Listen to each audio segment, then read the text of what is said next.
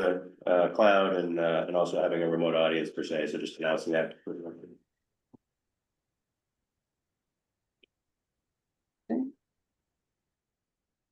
A minute or so. Yeah.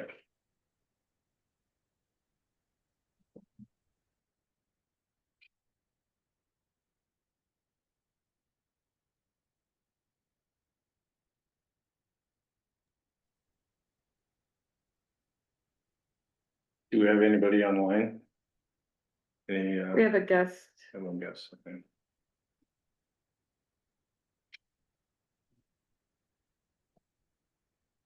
Well, we're all here. Okay. Sorry, where is it? I don't see the broadcast option. So it is actually streaming, but you'll have to, because it's gone away, because it's there. But you'll have to share screen, because. Right. Yeah.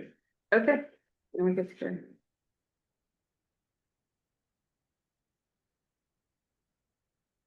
All right, we all set? If we are, yeah. All right, let's bring this meeting to order. This is the October 21st, 2025 Newburyport Conservation Commission meeting taking place in the Senior Community Center boardroom as well as online on the Zoom platform. This meeting's being recorded. The first item are certificates of compliance, etc., which we do not have any tonight. So we'll move on to public hearings. And let's open up the public hearing for Judith Welsh, 84 and 101 Curzon Mill Road. Notice of intent.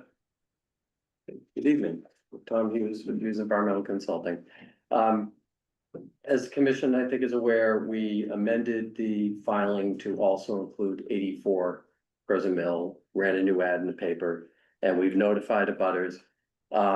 The abutters list now includes, I think, 2 or 3 properties that are over the line in West Newbury, so we had to notify folks in West Newbury as well.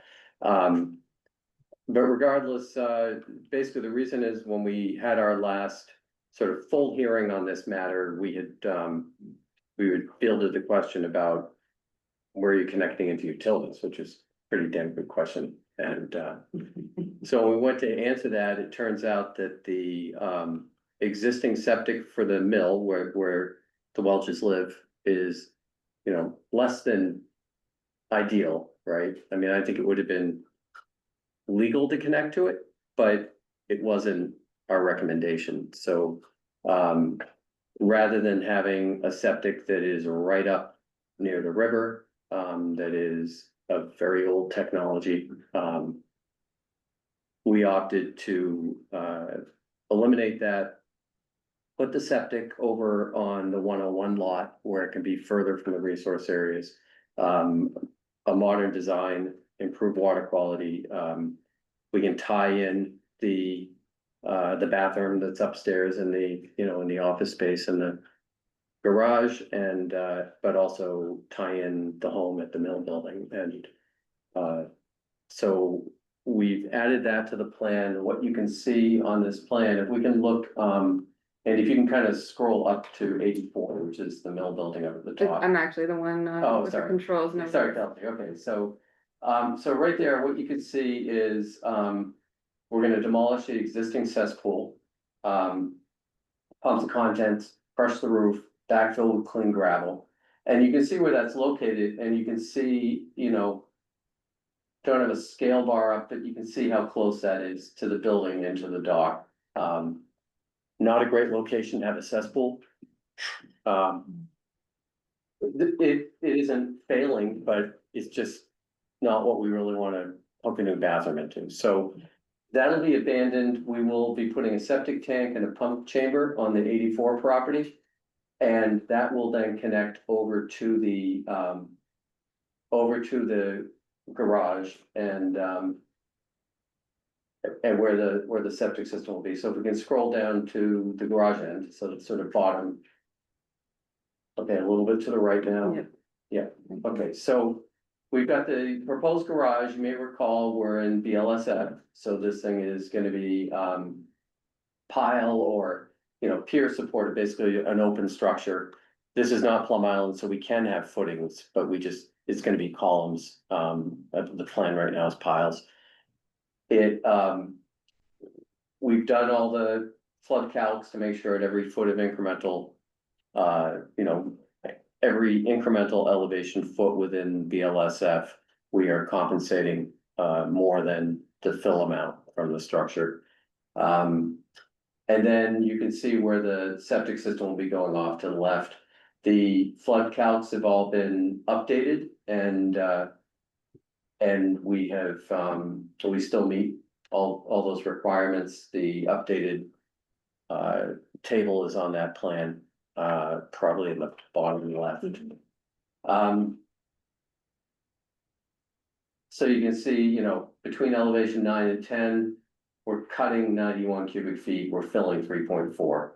And it's the nature of the lower elevation is in order to compensate at the higher elevations, we have to dig a bigger area, which means we're creating way more flood storage at the lower, just in order to be able to get the upper, because you can't just, you know, we have to kind of finagle our way into that areas to the cut.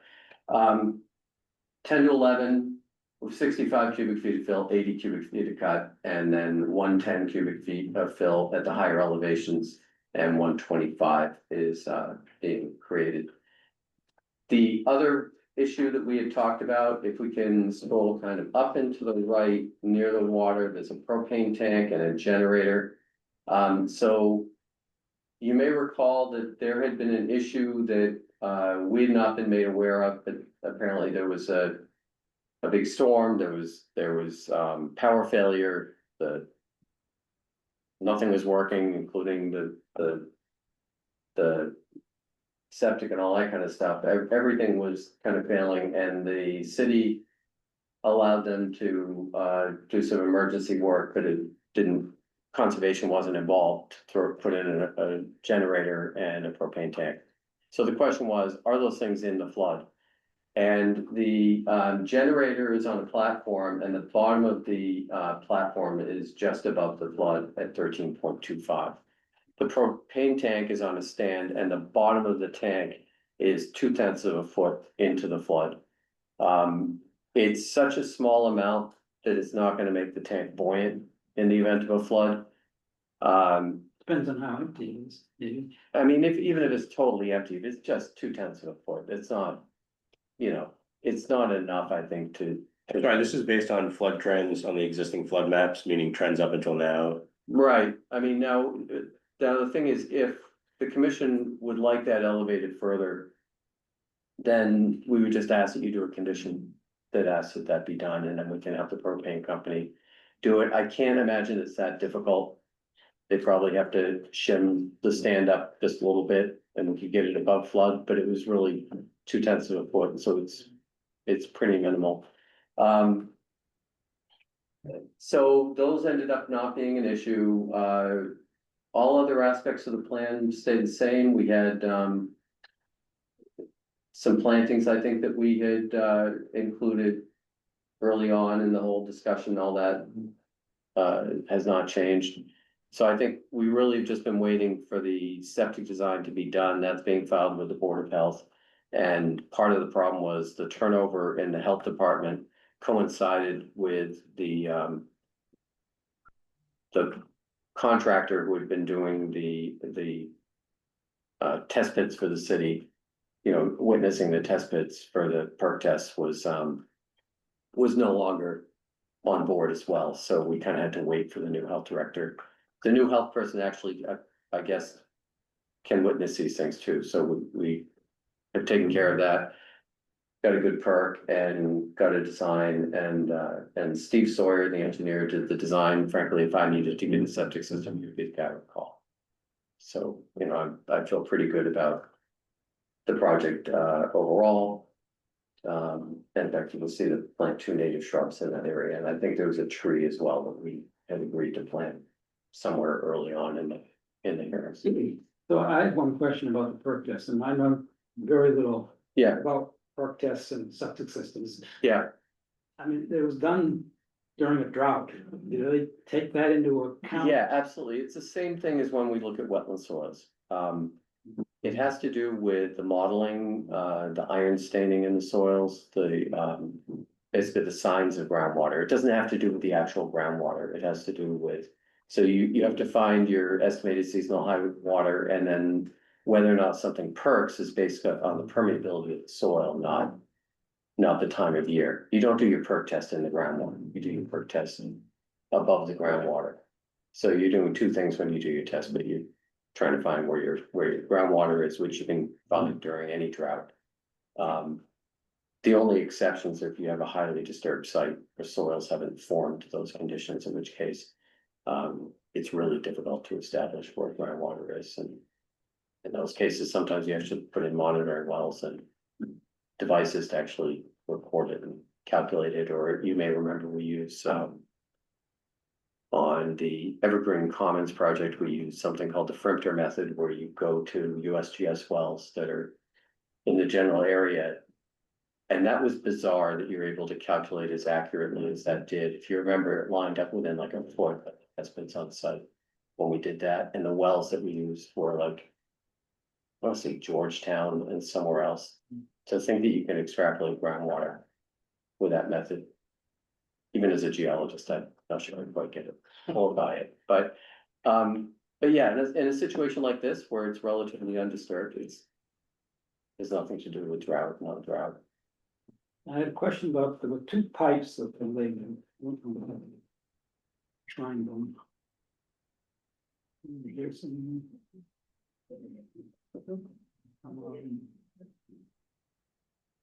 One was labeled coming from the garage, Oh, so in the plan view, yeah, all right, so let's go over there. not, the pipes, the labels were up by the house. That's the plan that I looked at. Keep going slowly more to the left. Oh, so you have to have a return for this, I think this is a Presby system. So you have, so you have pressure dosing to the leach field Yeah, and gravity sewer from garage, so you were basically sending the sewage back to the garage to go into the tank. By gravity, then into the pump station that then pressure doses the septic. wouldn't that find me again? Okay, you're in the garage and you flush the toilet. Right. It's going over towards the house across the street. Why not directly into the leaching field? Because it has to go into the tank where you settle out your solids, then into the pump chamber. That takes the liquids and pressurizes it, so it goes into the pressure dose field of the septic system. So if we could do it, but we would need another tank and another pump. And it complicates the design. This way you have one feed for your septic that's going into the field. That just didn't make any sense. I mean, it does now, but when I saw that, I said, what? Circle of life, Yes. sort of, yeah. And the dosing is what? So pressure dosing is essentially, fancy way of saying it, essentially uses pressurized, piping with like sprinkler heads to dose the field, uniformly. Oh, you're just spraying the effluent all over the field. Okay. And it allows you to have a smaller footprint and a more efficient system. The way it works. So you're gonna be a 1,500 gallon tank that has, where is the outlet on that goes into the pump tank? Yeah, so. At what level? So basically, your sewage goes into the tank here. Yeah. Sewage from the garage goes into the tank here, there'll be baffles where it goes in, right? Then it goes in and out through another baffle system, that all takes care of getting rid of all the solids and stuff that floats, and it gives you the clear liquid Yeah, in between. okay, That goes into this 500 gallon pump chamber. And then the pump chamber sends that septic minus the floaters and the sinkers into the system. so that pump isn't running all the time, it would have run. No, it probably has like a float switch when it reaches a certain number of gallons and it runs.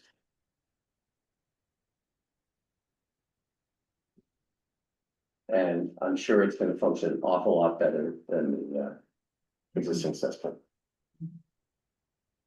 Yeah, And I went out there after that first meeting where, you know, I said, there's no sewer line. Yeah. You didn't believe me. No, well, I was actually surprised that in Newburyport, we had an area without sewage, and the thing is, I have seen places like in Amesbury. They have some fairly long areas of cross-country sewer lines, so they're not in the road. And I was just thinking it must just be a cross-country sewer line. Yeah. And like, there's a cross-country sewer line that runs into, that dual run neighborhood. From the pump station on Hale Street. Yes, It's not very far, but it's, yeah, and if you go in the middle of the wetland, there's a little island, and in the middle of the island is a manhole. So there are cross-country sewers, and I just thought there must be one. Well, the other, Well, the state park headquarters doesn't have sewer, yeah, they're on septic, so. and when you had asked about it, first thing I was thinking, well, they wouldn't show a bathroom if we didn't have sewer.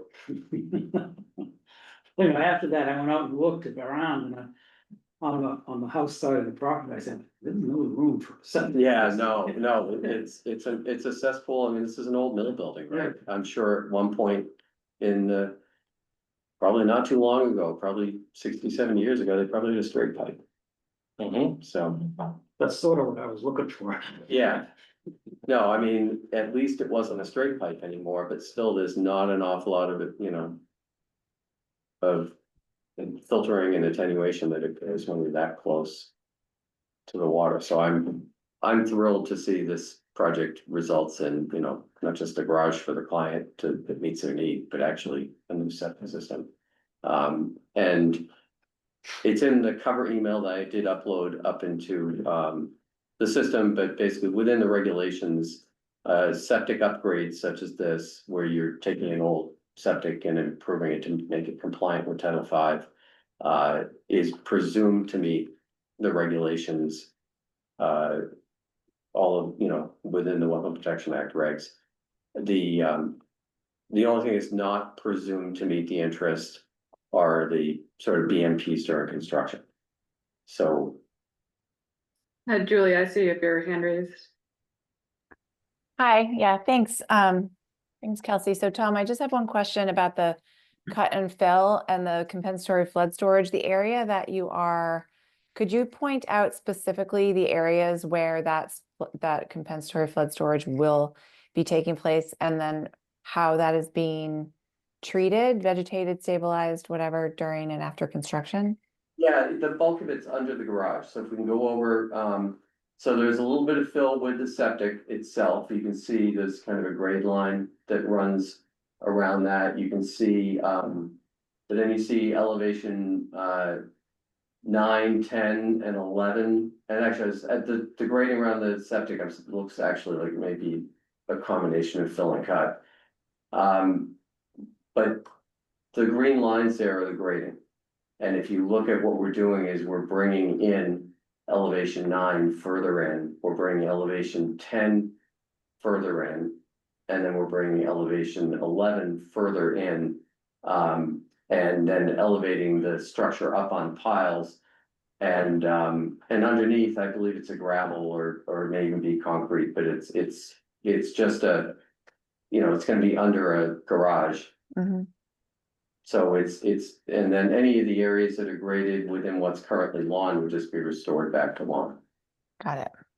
Okay, do you have that? I mean, maybe that could be marked on the plan in terms of where you're going to revegetate. Or if it's not, maybe it's in the narrative already that any areas disturbed for the compensatory flood storage or through construction will be revegetated. I don't know if it's in there. Yeah, I mean, we'd be happy to, just to make sure, we'd be happy to accept a condition that, you know, all areas that are disturbed outside the footprint of the garage and, you know, would be Yep. revegetated unless Okay. so. Got it. And that makes sense. And then, so I think that's a good special condition. And then and you mentioned 2 shrubs and 1 tree. And I remember a long time ago, we had talked about plantings, and I guess there was 1 tree that was going to be planted, but could you remind us like where that was and what tree it was supposed to be? I'm stretching my memory that there's 2 native shrubs down near the generator right there. And the tree, I think if we look maybe down down into the right a bit, I thought we were putting it in there. I did too. Um, But let's mark it on the plan or identify it somehow in the species too. I don't know if Steve had any sort of preference, or I think this was a discussion that Steve was having with you guys. yeah, I think what I'd like to do, since I'm not seeing it, and I think it may have been when we made that offer, it may have been that they still wanted to try to figure out where to put a tree.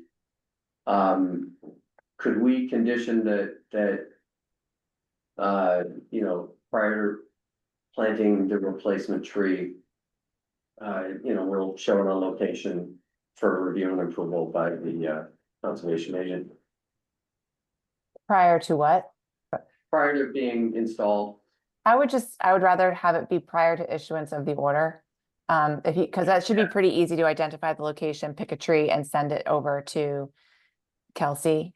And then she Yeah, can, I thought we had Country. something on here, but you know, it's been one of those things that I knew that everything like the back of my hand when we first filed, and then you yeah, know, right, it's we've been a been while. so long getting the septic stuff done. Yeah, so we can, if you wanted to do that and hold issuance until we get you an updated plan showing tree location, we can do that. Means as long as it's some appropriate native. Yeah, I mean, anything like. So trees that would do well there, Amelanchier on the smaller end, What's in on. Amelanchier, it's also called shadbush. It grows at the biggest to a 25 to a 35 foot. It's a flowering tree that you can get it multi-stem and almost looks like a shrub, or you can get it single stem. There's a lot of them on Plum Island.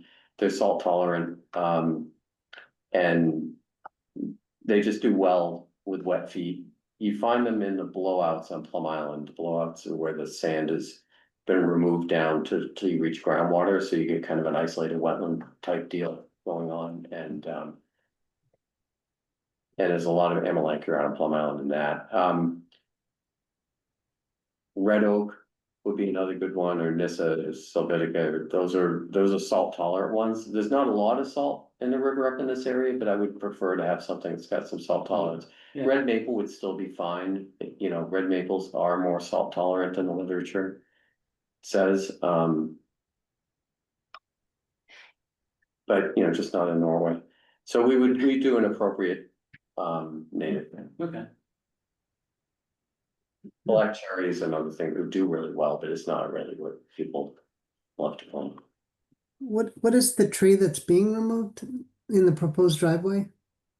I wanna say it's an oak, but it may be a maple. If we get back to the photographs, I think it may be in the photographs, and we could. Mm. Something that's as comparable, I would think, to that as possible, just habitat wise to keep things consistent would be good. So if that's an oak, maybe we use the red oak, or red maple rather than the shadbush. Yeah, I mean, I would point out that there's an awful lot of wooded area on that lot down along the water. Did you have photos on OpenGov? Yeah, this should be, Narratives, let's see. Keep going. Site plan, no. John Heritage, no.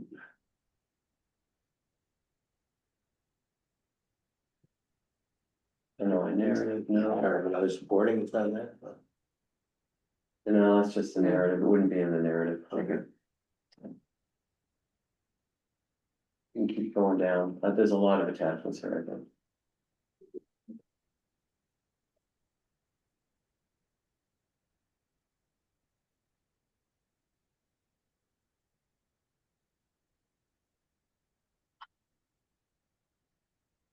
Is there a second page? Is that? I don't see any photos. Yeah, I don't recall seeing photos for this Really? one.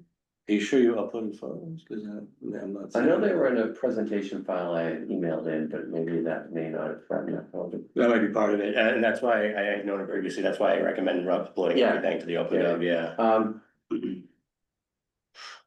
I mean, if you guys want me to take a second, I can open up my laptop and I'm sure I can pull it up and probably answer it, but it's a deciduous tree, it's pretty good size, from what I remember, and it's right up near the street.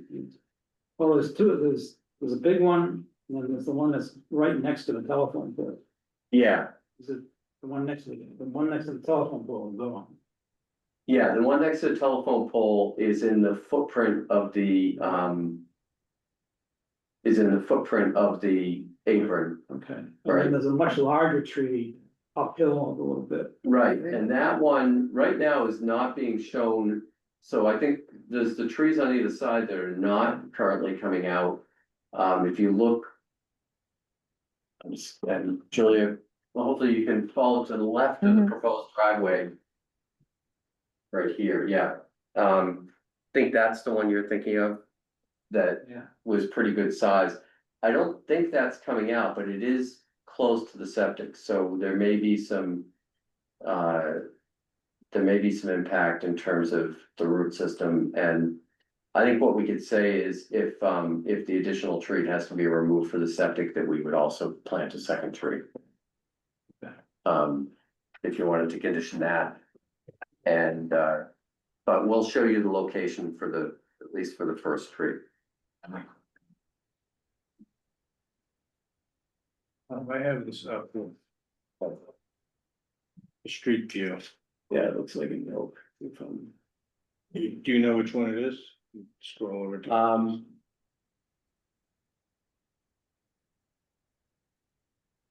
Oh, you should turn around facing the other way. We're looking back towards the mill. Can you look towards the mill? Yep. Oops.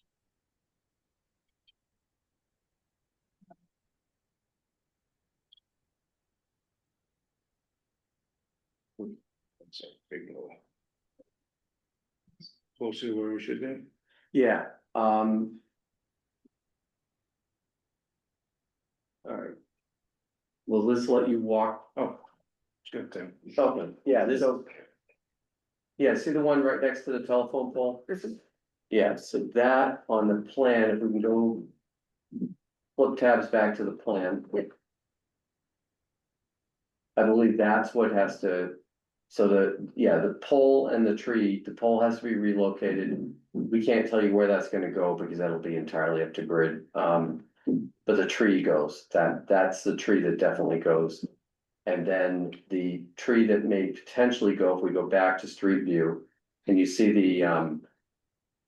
the fence, right? And it's kind of hiding on the other side of the telephone pole.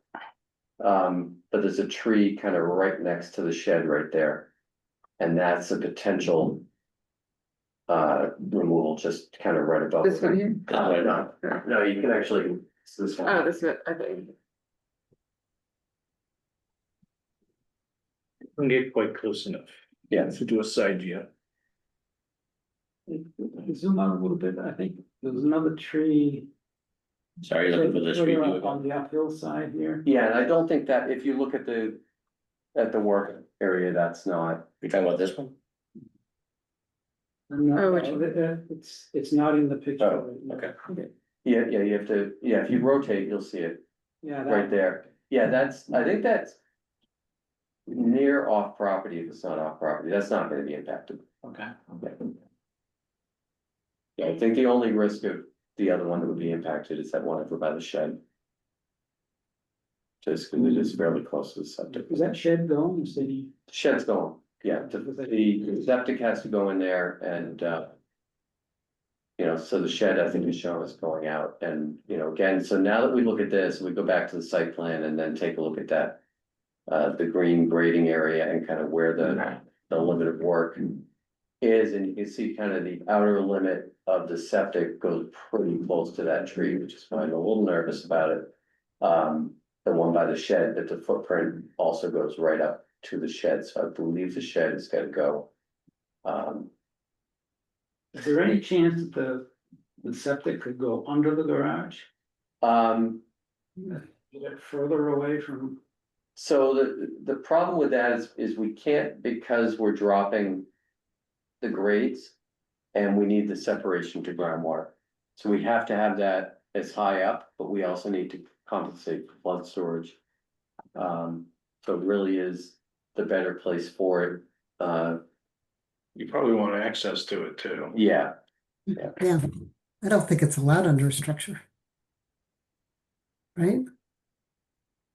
I'm not sure if there are provisions that would allow it if it was an open structure, but it's not ideal. Yeah, It's certainly better than a cesspool, but. But I think, That's a low bar. yeah, no, but I think, and the other thing to keep in mind is the garage, look at your buffer line. Bringing it under the garage doesn't really make it any closer or any further away, because the river just upstream of the dam is pond-like, so it kind of goes out on the side, so you've got buffer coming in from the bottom of your screen and from the left of your screen. And if you look at that buffer line, it may actually be further away where it's located than if we tucked it under the garage. It'd certainly be close. I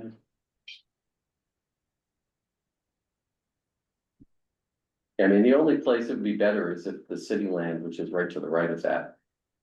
What else? Environmentally, yeah. I'm saying. How many years do you wanna wait before? Yeah, no, so, but yeah, so I think we've got a good project. These guys get a garage, they obviously. If you walk down there, you know they've got a really tight living space, and this gives them. Something they've sought after for a long time, which is some decent storage and a place to park the car in bad weather. And a home office and an old mill building where they really don't have a lot of. Extra space, so, and then on top of it, we get a new septic system. Okay. Do we have anything else? And what I'll offer is we'll mark a plan up. With 2 proposed tree locations, one that will definitely go in. And one that will go in conditional if the other one has to be removed. And that way, and then if you guys voted to just hold issuance till we get that plan to you, that would be. A way to deal with that. That's perfect. I think that makes it a lot easier.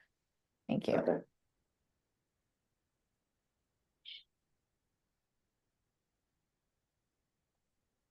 Okay, we have any comments from the public?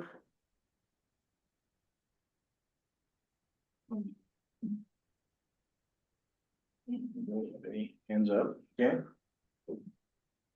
What would we like to do?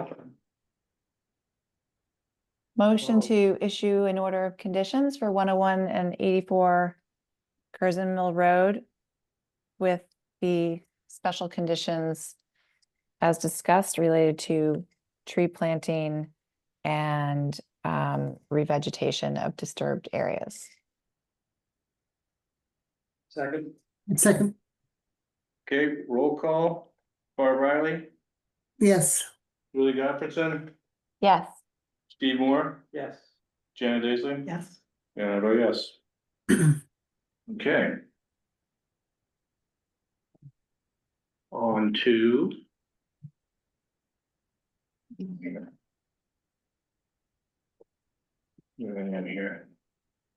All right, next item is Cindy L. Singer Irrevocable Trust, 5 Basin Street. Yes, so I have this one, if we can put off the site plan, thank you.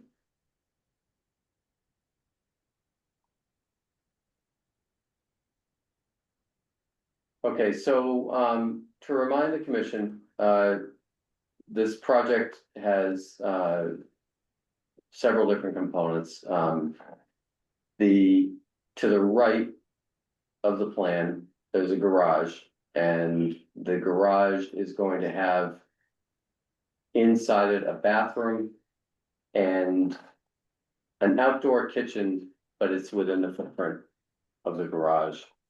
And we went over that early on. It's pretty minor changes, but the bathroom will just be something so guests don't have to go into the house if they want to go to the bathroom. It's kind of like their easier spot.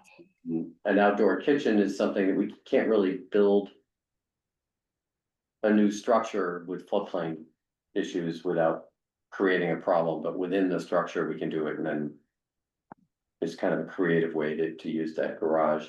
The other area, the other part of the project, and so this is, there's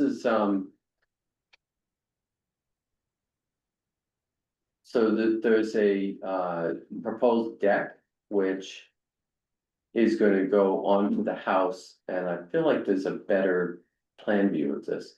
Can we go to the next sheet? Maybe the next one. Going. Oh, this is the structural stuff. Can we go, the site plan, there's another site plan set. That's why I was confused. Good, we're looking at the structural plans.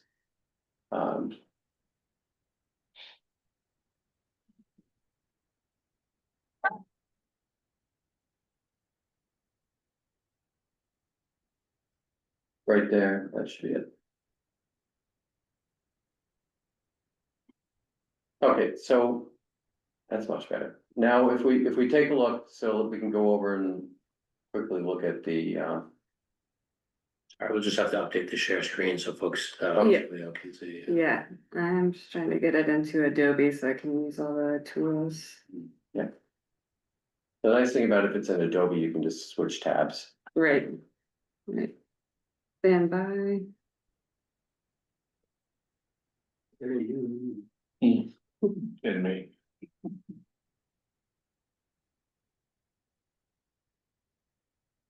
Alright, can folks see this plan? Yes. Okay, so. So that's the existing condition plan. If we go to the next sheet.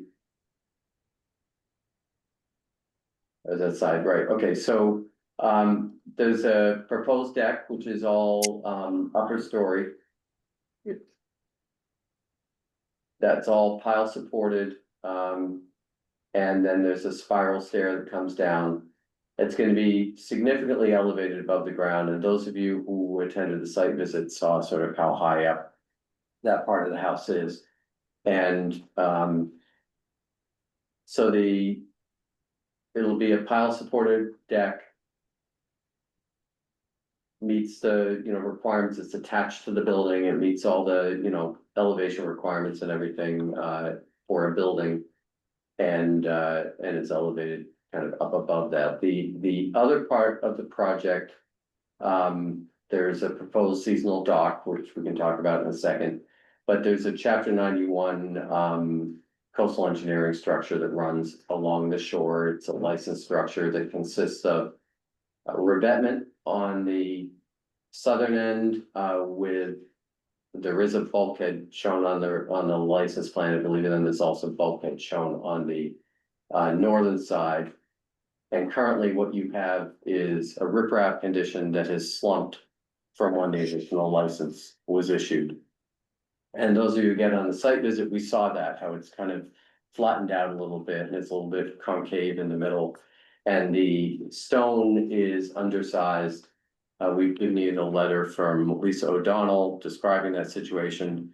And her plans with the recommended replacement, which is essentially lift it all out, put down filter fabric to prevent the settling, and put down the stone at the right slope to match the original license plan.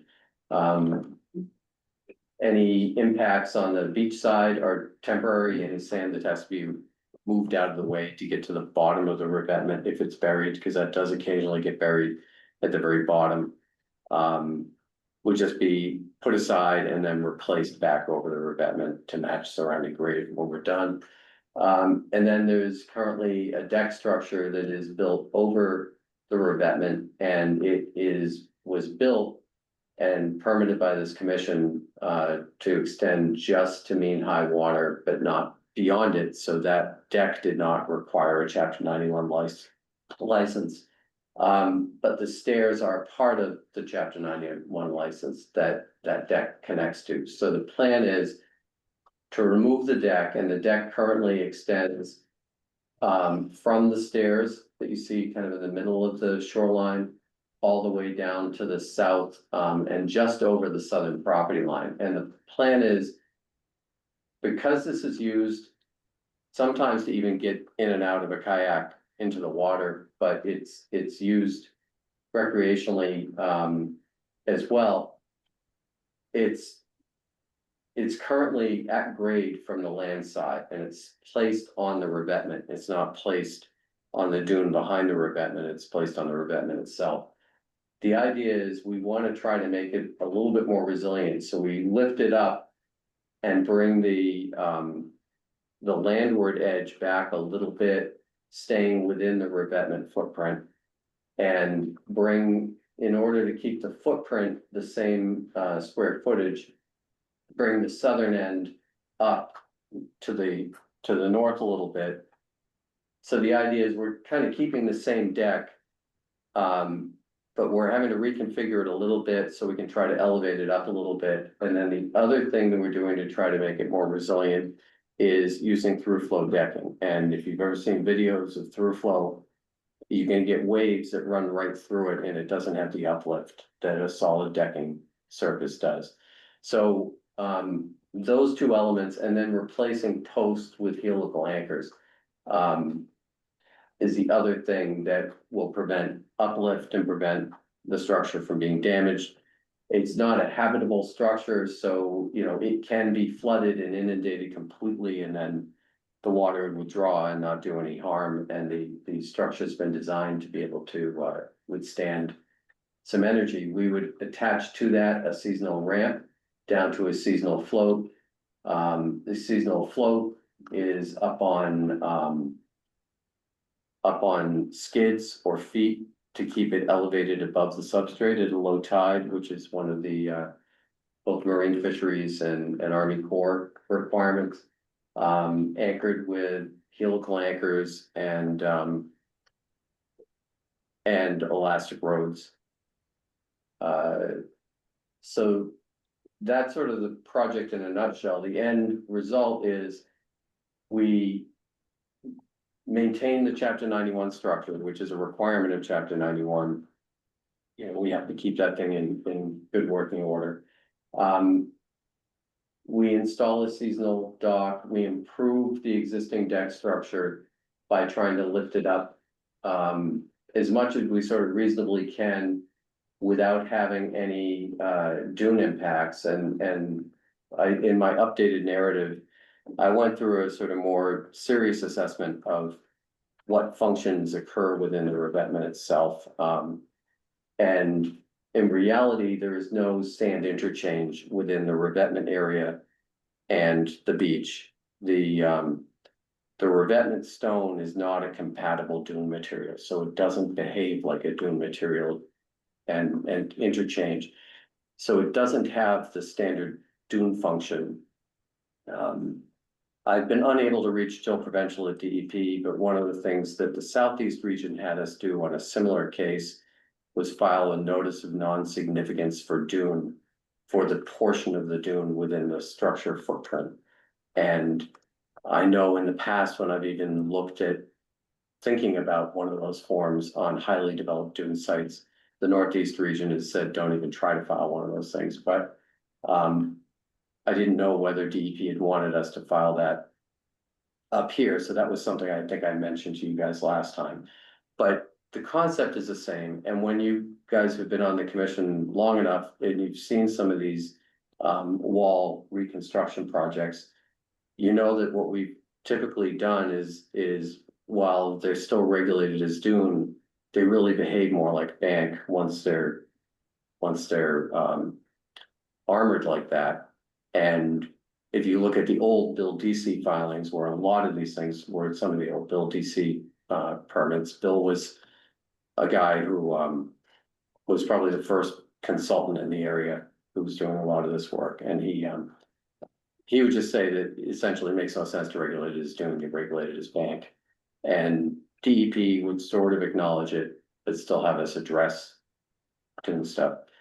I think the way they did it in the southeast actually makes some sense, but the long and short of it is the dune does not function within the footprint of that revetment itself. The sand is entrained underneath it. The dune behind it, on this site in particular, is held in by the long-term development of the site. This is not a site with a lot of, open sand, beach grass kind of stuff. Turf lawn entrains dune, but there is still function there. The function doesn't really exist within the revetment itself. So when you look at the deck structure and the need to allow for sand movement and all that, it's really less so. I mean, I suppose during a major storm event, if the sod all gets ripped off and sand is moving around, at that point, the sand is going to get carried up and through the through flow decking or over. It really isn't going to interfere in any significant way with dune function. Certainly going to interfere less than it does now with solid decking. Julie, go ahead. Okay, thanks, Joe. So Tom, this discussion of the dune function and this deck on top of the revetment is good. I mean, it's interesting to hear how you believe it meets the regulations, the state regulations, which, I think those are good arguments that you just made. But I think we're more concerned about the kind of clear indication that it doesn't meet our local regulations. And I was hoping that you could address that piece. Yes, I mean, so I submitted in both Redline and Clean narrative update. And in that, I went through the ordinance and the ordinance regulations. This was worked on with both myself and with Lisa Mead. Lisa couldn't attend tonight because she had a conflict. So if we go through this and I need her to be part of the discussion, we may have to continue this, but I did provide this and I go through the regulations, and the long and short of it is you have to distinguish as you go through the ordinance and you read it carefully. Some of the provisions apply to buildings, but not all structures. And you then have in the regulations, you have specific performance standards for different types of structures. There's one performance standards that gives the commission some flexibility on shed elevation. But even more importantly, there's a specific section on decks. And it says that when you reconstruct a deck, there are a couple different things. If you're doing minor work on a deck, you can do it through an RDA. If you're doing really minor work, you can do it through an administrative approval. So if you're just replacing deck boards, you can just get it administratively approved. If you are replacing it entirely, it has to be a notice of intent. And so if you think about it, that makes total sense, because if you're replacing it entirely, now you're disturbing the ground, you're bringing in equipment. So you would want a notice of intent to protect the interest of the ordinance and the regs. And then in that specific section, it says that only an expanded deck footprint and only the portion that is expanded has to be elevated beyond its current condition. So, and that is very clear in the reg. We went through every section of the ordinance and went through everything from, there's clarification on what a substantial improvement is, and the ordinance has a specific line that says for the purposes of implementing the ordinance, it has to do with building expansion or building replacement. There's a whole bunch of exceptions that are in there, but then when you look at actual structure, the standards for deck are spelled out in the regs in that one section on decks. And that's kind of the long and short of it. I can go through each section. No, you that don't have to. I just wanted to say, I mean, I get that a replacement, a expansion, clearly in any case, like an addition and expansion, the expanded part of whatever Right. that structure is needs to meet the regulations and so therefore needs to be elevated. And we've seen that many times in the past. Someone wants to add on a part of their deck that has to be elevated. They can leave the other piece alone. They can repair and maintain it. But this is an entirely new deck. You're removing the old one completely. And you're Yeah. putting in a brand new deck. It's not even in the exact same location. And you're So- telling me that that's not a replacement, but that it's that it's also not an expansion, but I get that it's not an expansion, but it for sure is a replacement. And in our practice, anytime you replace something, whether it's a structure or a fence or a deck, it has to meet the regulations. It has to come into compliance. And that's my position on it. So when you look at the requirements for a replacement deck, which is in section I of the regs, I think it's section 6I, which if you want to look at the red Replacement. line, it's Yeah, the I'll go page to- that's got the most Okay. red line. I don't have page numbers on my red line Okay, version. replacement deck. Keep going down. Just, replacement, keep going. Okay, right here. So we're repair, so when you look at this section. So basically it says, construction of a new deck or increasing the footprint of an existing deck. Any modification, including work, in or on the ground. Will require the filing of an RDA, right? So, but we're doing more than that. So you go down and it says, if it involves expansion of an existing deck. The new portion must be elevated at least 2 feet above BFE or 2 feet above, the higher. So, and then it says repair or replacement of decking boards, and that's the sort of minor part. But what this is saying is that whatever we're doing, and this does apply to replacing a deck. Whatever we're doing, if it's the only an expanded portion of it that would have to be elevated. I think this language allows the commission to approve this. And what we are doing is, since we do have to rip it out in order to repair the revetment, is while I believe this would allow us to put it right back where it is, I think it's in the environmental interest to do a slight reconfiguration so we can elevate it slightly and add the through flow decking and make it at least more resilient than the current condition. And then when you add to that, it's within an area that is revetment, as opposed to sitting out in the middle of a sand area. I mean, I think it's an interpretation. I gotta interrupt. I completely disagree with your argument about what our deck regulation says. You've determined your interpretation of it. I can see that, but I don't read it that way at all. So I guess we just have to agree to disagree on what that section means. I see construction of a new deck or increasing the footprint of an existing deck requires the filing of an RDA, period.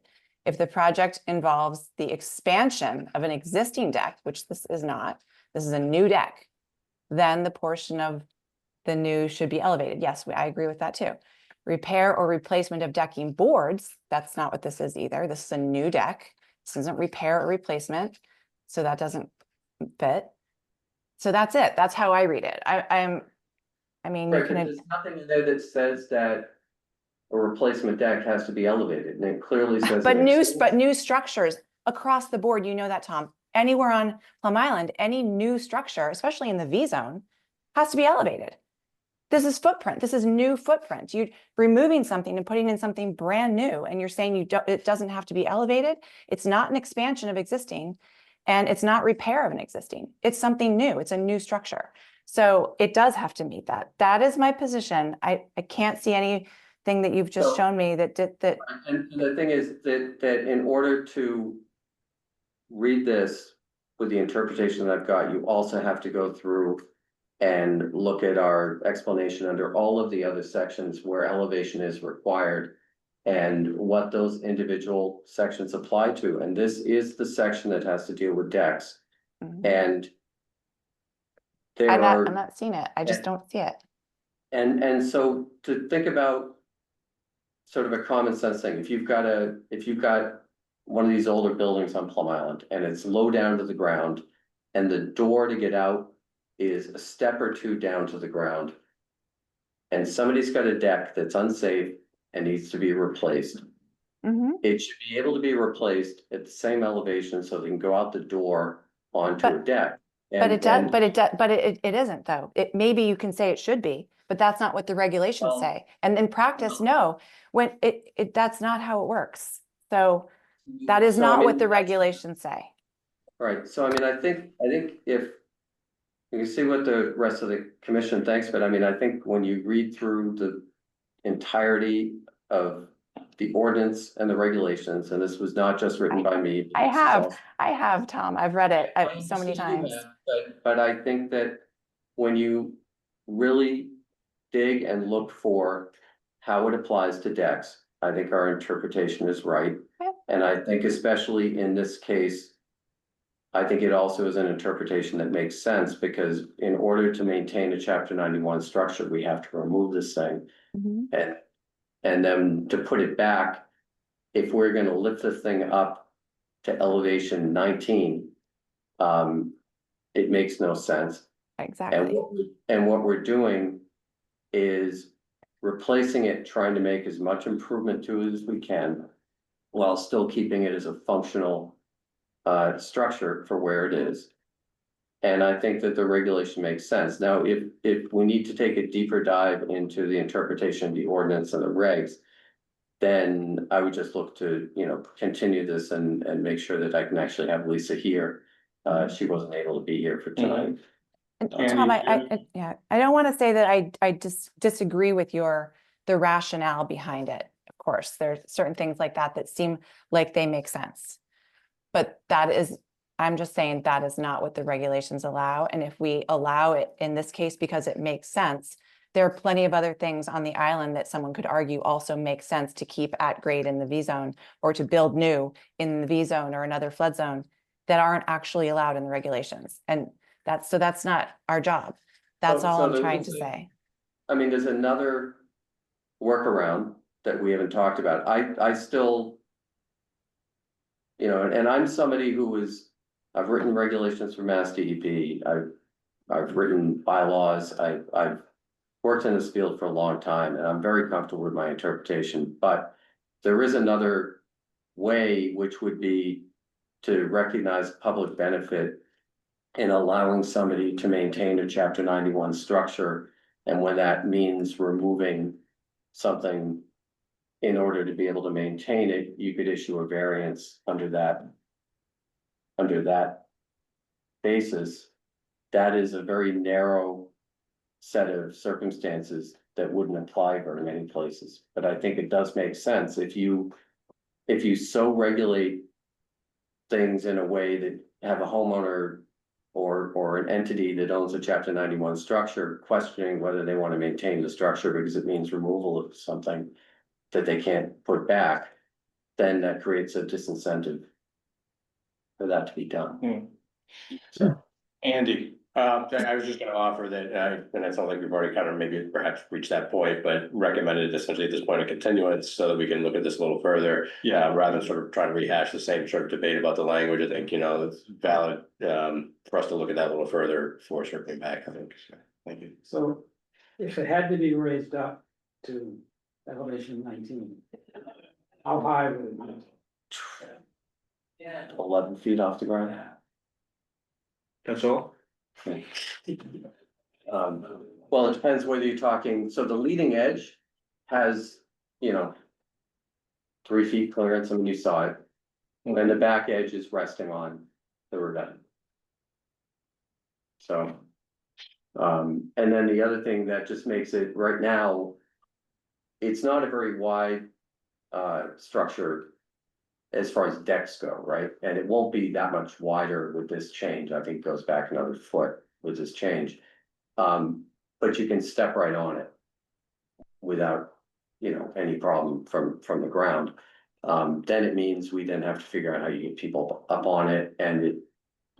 totally removes any connection to the water where people have, slid off the deck into the water. They put kayaks, to king tide, been able to get into a kayak.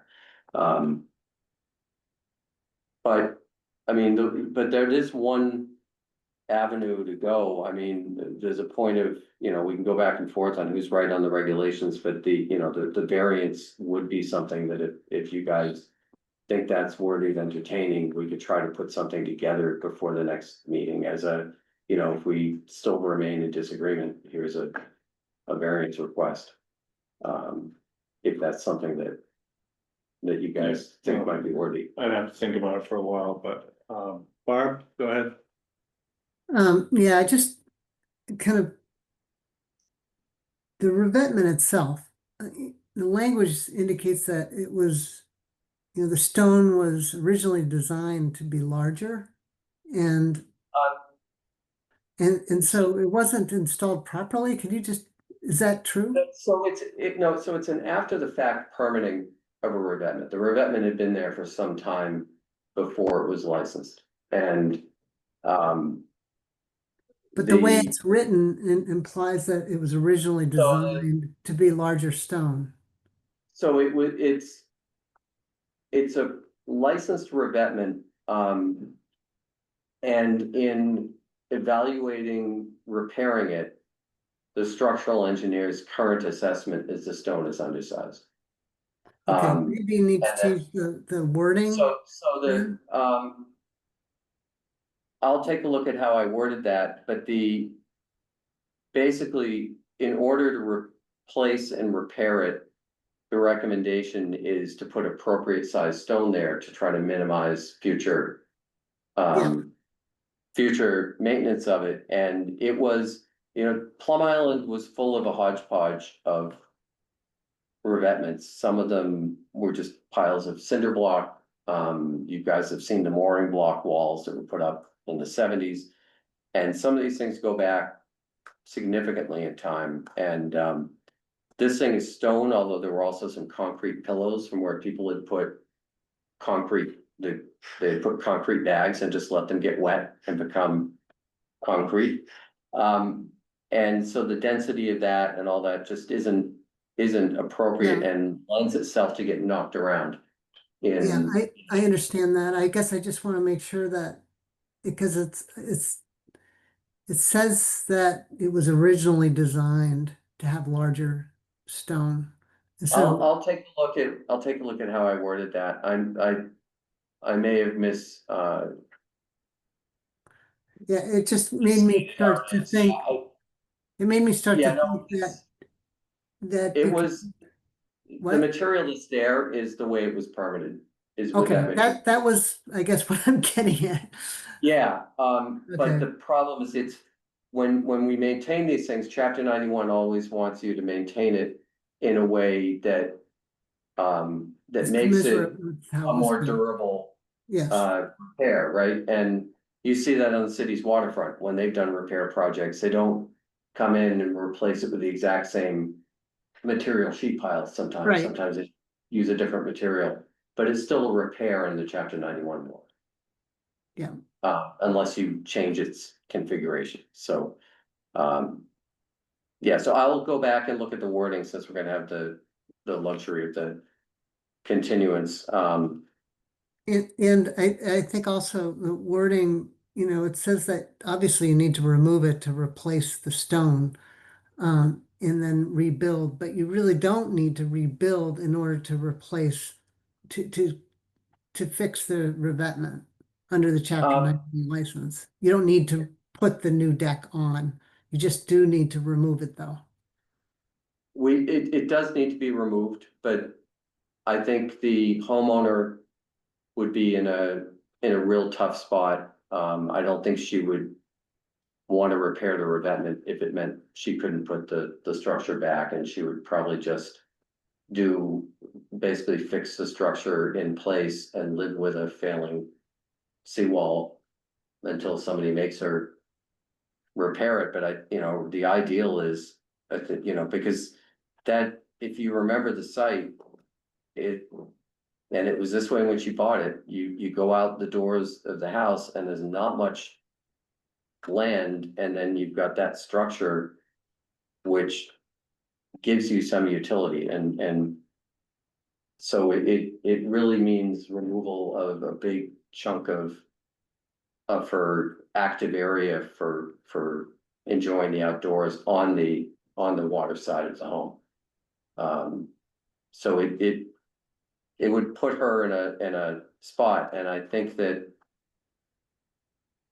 it's a reasonable thing, you know, if you think of it from her point of view, from the living at that location, buying the home with that structure there. That structure was permitted by the commission. You know, at the same time that the chapter 91 stuff was done. And I think it's a reasonable expectation and hope to be able to rebuild it in some fashion there. I think it's more the way it's written. It says it needs to be removed and rebuilt. It needs to be removed, but it doesn't need to be rebuilt. Like you said, that's something that the homeowners is requesting. Yeah, I mean, I can look at the language, but I think from the point of view of the homeowner, it needs to be removed and rebuilt. That's sort of, that is a part of their property, and they're not looking at this as a project to I get think, that's a homeowner. It's No, really I understand a that. I understand that. technical requirement. I'll take a look at that language. So on the vertical boards. Yeah, I've got to call into, Beneficial. right, I've got to call into Lisa O'Donnell, to see if we can at least open it up, or there's another alternative that, In my mind, that defeats the purpose of the amendment. You got those vertical boards, the waves coming in. yeah, and they were, I mean, that the vertical boards have been there since that revetment was built, or since the deck was built, and my understanding was for ice control, so. But that's not Yeah, I mean, not a Wetlands Protection Act. yeah, let me see if there's more, and I think the other part of it was when a kayak was being put in, it prevented the kayak from kind of diving under. So. Well, I mean. If you think of it as a dock, it makes sense. But let me see what we can do to see if we can open that up somehow or whatever. So anything that's gonna cause big waves there, it's not a northeast storm, it's a wind out of the northwest, I think, when I looked at it. Yeah, there's the modeling, floodplain modeling, if you look at the flood map of that section of Plum Island, and you look at the sort of oblong shape of the velocity zone, and just put a vector arrow into that end of the sort of shape and follow it backwards. It's kind of figuring that it's coming almost from the boat ramp at the Salisbury State Park. Okay. Right, all the way across. Yeah. I'm not sure I fully buy that modeling. I think the velocity zone mapping on Plum Island is a little bit weird. Why we have a velocity zone with no AO zone behind it on the ocean side in some spots. It doesn't make a lot of sense, but regardless. Most of the erosion that I see in the basin comes from currents and swirling. Not really that. But when wave action hits, some of these areas are just not, you know, not able to cope with it. You know, because the velocity zone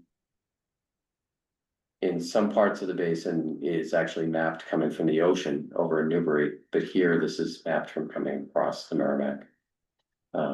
So. And I think it's been some of those storms that have had some wave action and some current that have kind of knocked things around and caused this to settle. Julie, you have your hand raised?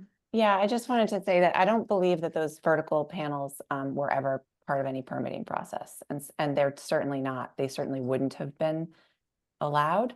So I think that they were probably placed by the homeowner after the fact, like Tom's saying, to prevent kayaks from going underneath the deck, or whatever erosion or water lifting up the deck panels. But they're not, they should not be there, and they should not be allowed to be left there. Yeah, I have pictures going back from before she purchased the property and they were there at the time, and I can look and see if we go all the way back to when the prior owner. Permitted that, but I believe they actually were on there from when it was originally built. You think it was part of the permitting? You think that was part of I the, don't, I don't. like the I'll have to design? look I don't know that the permit plans were that detailed. Yeah, for this. regardless, if the revetment right now is being renovated and rebuilt, et cetera, those need to come out and they need to stay out. That's not something that CZM or DEP would ever allow right now, whether or not they allowed it in the past. Right. We can, we'll take a look at that. I'll look at that further with Lisa O'Donnell and again, we'll take a look at that. Okay.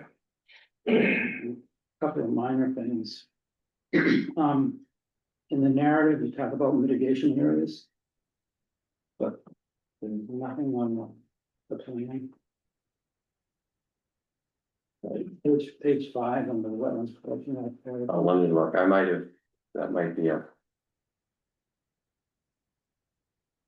I don't do it as much as Bill used to do, but I do occasionally do cut and paste. Oh, I know, I could tell. Yeah. The older I get, the more. If you don't put seagrass on the scenes. Or call it the Amesbury Riverfront. Those paragraphs to the Wetlands Protection Act. Right, Page 5. okay. I'll make a note. I'll go back and. And then you also talk about appraised value, and there's a supplement that talks about that would have that appraised value. I don't think that's the agreement. Okay. I know they went through ZBA and I believe there was. I mean, it's a fairly obvious thing. I think just the assessed value of the building. And not the land is like $800,000 or $900,000. I mean, I don't think we need an appraisal on this one. No, I'm not Yeah. suggesting. you- No, I know, but I thought when I wrote the original narrative, there was supposed to be an appraisal, but I'll figure that out.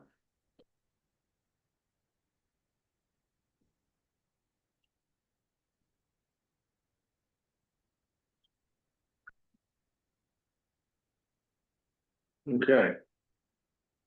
Do we have anything else? Anybody? One other thing, there was a discussion of an access plan, but being submitted prior to construction, but I guess Yeah. that shouldn't that be done long before part of this, So actually? we've talked. In getting ready for this, we've talked to different contractors, and depending on who's hired, they have different ways to get in. One would come in from the front and sort of drop equipment down onto matting carefully installed and come up to it from the landward side, which seems really awkward. You remember how much the ornate gate that you walk through and. Crane going over the house. And you could do it, there are ways to do a crane over the house if you can get it down that street, right? I mean, Oh, it's, Yeah, there's that. I mean, I don't know if you know the building, I mean, when I talk about the Fleet Center in Newbury. The house that's kind of got the domed roof that's on the, Oh, yeah. right next door to that. Those two neighbors, neither one of them lives there anymore, but they were at each other. And, one had to put a deck in on the backside using a crane because. They were just gonna oppose any equipment going back. So cranes are possible, but I think during the site visit, the owner did point out that. There is a drivable way down onto the beach at the end of the street at the end of Basin. I like And, that, it didn't look to me like it was navigable. Yeah, and so the thing is, what I was hoping is. I can spell out the different options, but a final access plan would be submitted prior to work that will include however we're gonna protect whatever route in. That is, and coming from the street is very difficult, given how to kind of circumnavigate those tight sides on the house, and then there's, as you saw, there's a lot of landscaping that I'm sure the homeowner doesn't want to lose, and the risk of tearing that up once it's torn up, as you know, we don't get to replace it in kind. And, you know, there's a possibility of even using a barge to go into it through a barge. Yes, Andy. Yeah, I was just gonna suggest that rather than spending a whole lot of Yeah. time in an extended hearing process, it's already been continued a number of times, working through that. Yeah, That to Barbara's point, perhaps coming back with a plan and some detailed information, not extensive, but simple enough to clarify the range of options that might Yeah. be needed. So that the commission at the time of approval can incorporate the access route that you're taking and how that's gonna be done. So that there isn't a follow-up need for review by the commission, there isn't a follow-up need for review by the agent. It's already agreed to how the work will actually be done as well. okay. So it'd be simpler, in my view, if you're able to include that in whatever comes back to the commission, so that that's also taken into account and the order of conditions can include that. Yeah, I think we'll do that, and then I think we'll include probably the most likely is, you know, I've got to look again at that access down, of somehow using that access down, and that, you know, what that would involve, and that we would commit to doing some level of monitoring for that. And then the other potential options are by barge or overland, that would involve something like what I described in the NOI, with significant planning and protection. And we could always come back if it's something different than one of those. Okay. Okay. All right, do we have anything else for now? Anything for the public? I don't see any digital raised hands, so you're looking for a continuance. Yep. Take a motion for continuance to, what's the day I'm not gonna be here? 19th? So, second, All right, roll call, Julie Gottfredson.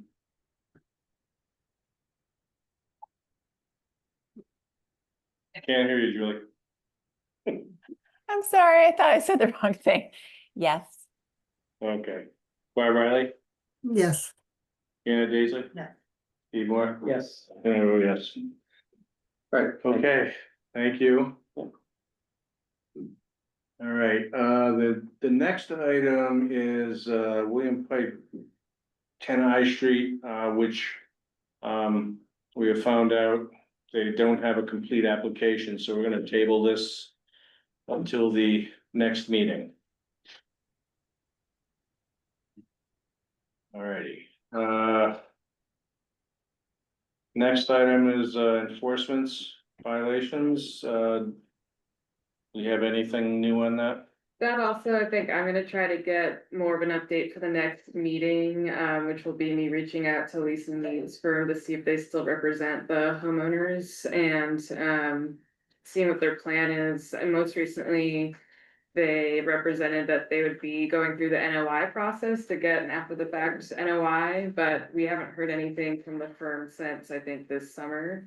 You know, another option would be that they've removed the structure. Andy and I did a drive by and it looked like they might have been getting ready to move this. It's like a trailer on wheels, so Oh, you talking to S Street?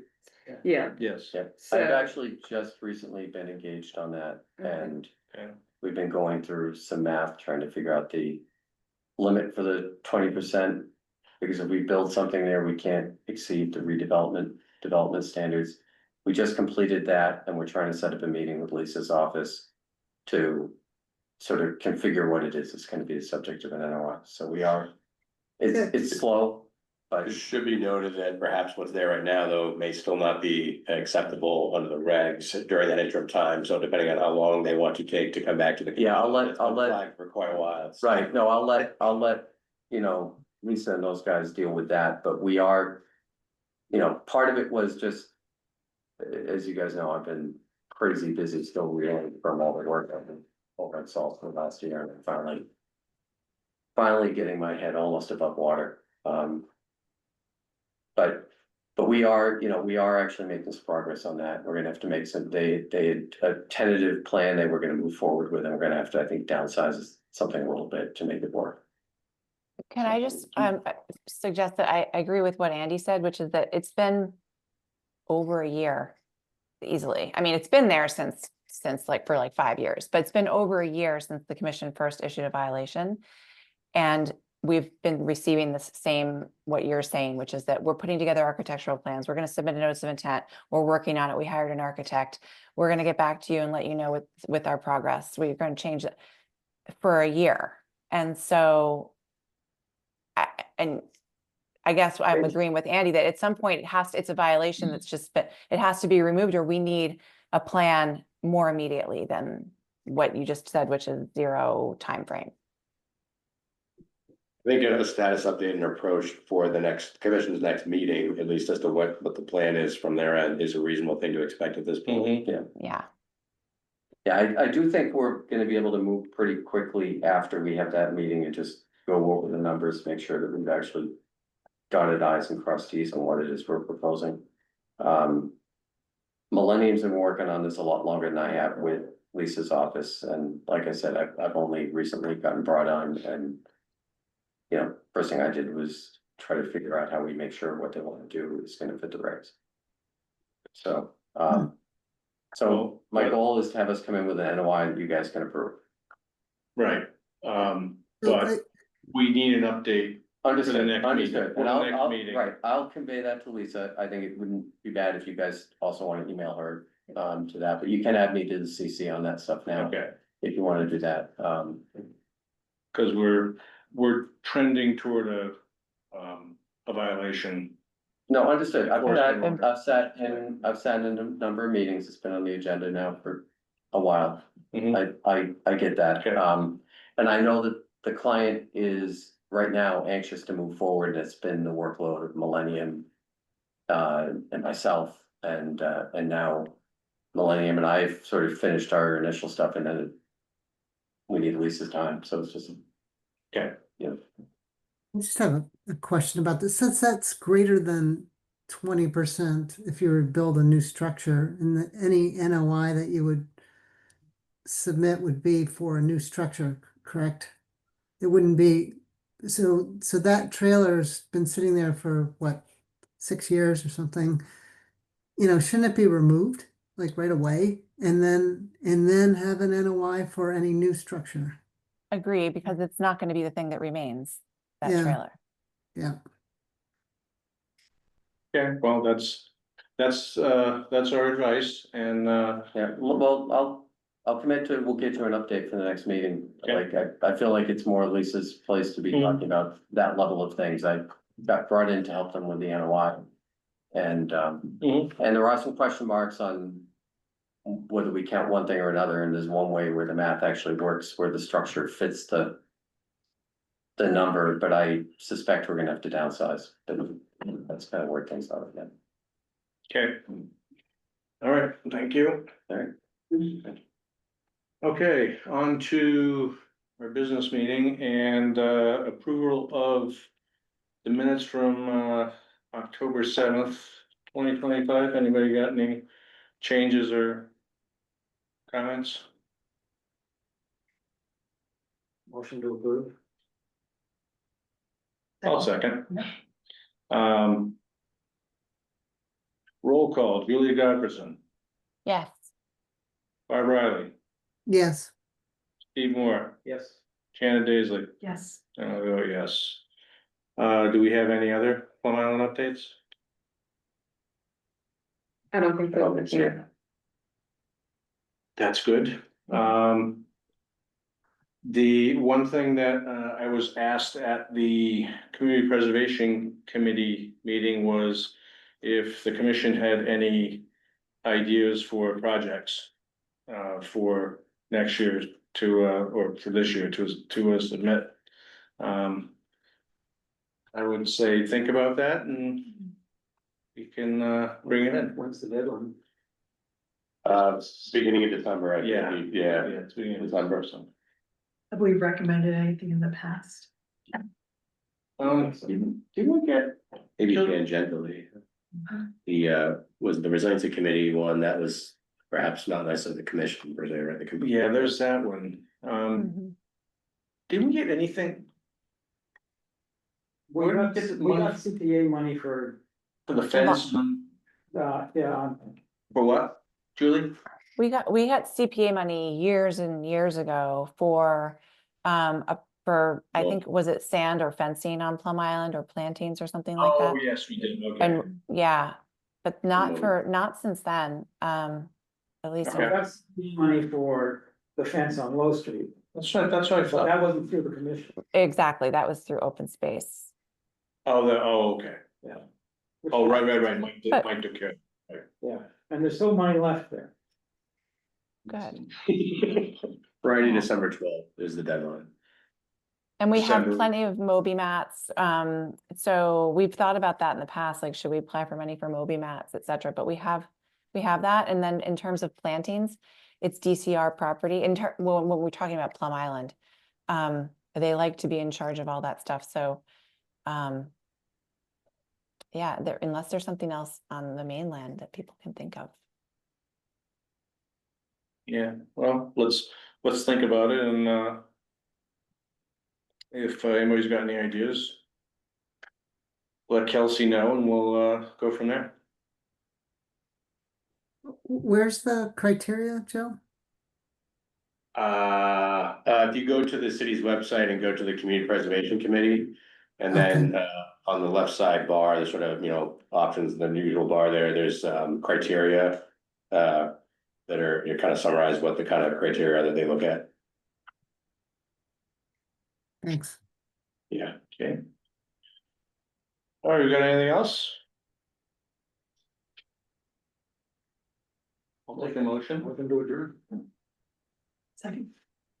I have to vote on this. All in favor? Aye, Aye. opposed? Okay. I would recommend, only because we have a remote member, do a For roll call. God's sakes. I'm sorry. All right. It's just. I don't care, I wanna Did really well otherwise. roll call, Julie Gottfredson, Yes. Bob Riley, Yes. Steve Moore, Yes. Janet Daisley. Yes. And I vote yes.